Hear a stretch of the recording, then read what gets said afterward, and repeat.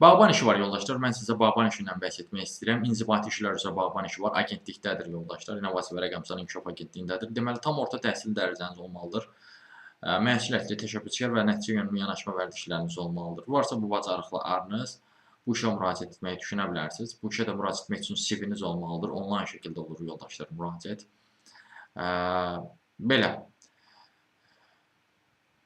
Aranızda əgər misal üçün bağbanın üzrə təcrübəsi də olan varsa, lap gözəl, çünki daha rəqabətçil eləyə bilir sizi.